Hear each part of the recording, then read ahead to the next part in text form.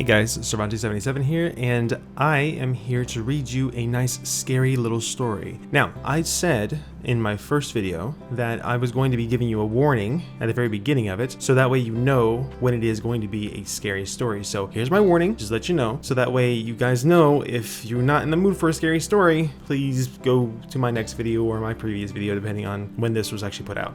So, without further ado, I'm bringing you the story. Lightning. We had just moved into a little ranch house in the suburbs. Storybook neighborhood, quiet, friendly neighbors, picket fences, the whole 9 yards.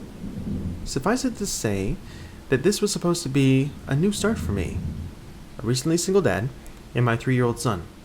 A time to move on from the previous year's drama and stress. I viewed the thunderstorm as a metaphor for this fresh start. One last show of theatrics before the dirt and grime of the past would be washed away. My son loved it anyway, even with the power out. It was the first big storm he'd ever seen. Flashes of lightning flooded the bare rooms of our house, imparting unpacked boxes with long creeping shadows. He jumped and squealed as the thunder boomed. It was well past his bedtime before he'd finally settled down enough to go to sleep. The next morning I found him awake in bed and smiling. "I watched the lightning at my window," he proudly announced. A few mornings later, he told me the same thing. "You're silly," I said. "It didn't storm last night. You were only dreaming." "Oh." He seemed somewhat disheartened. I ruffled his hair and told him not to worry. It should be another storm soon. Then it became a pattern. He would tell me how he watched the lightning outside his window at least twice a week, despite there being no storms.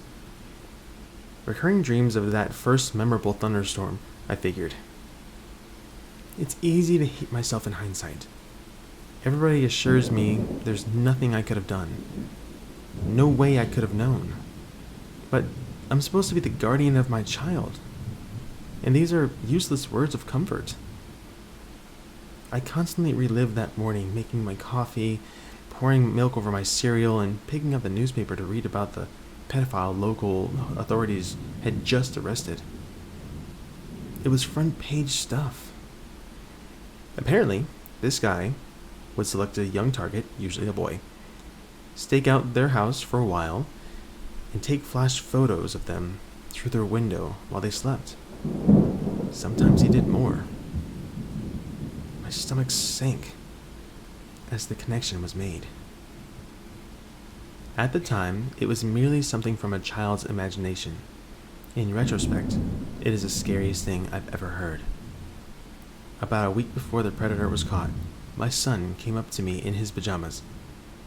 "Guess what?" he asked. "What?" I said. "No more lightning at my window." I played along.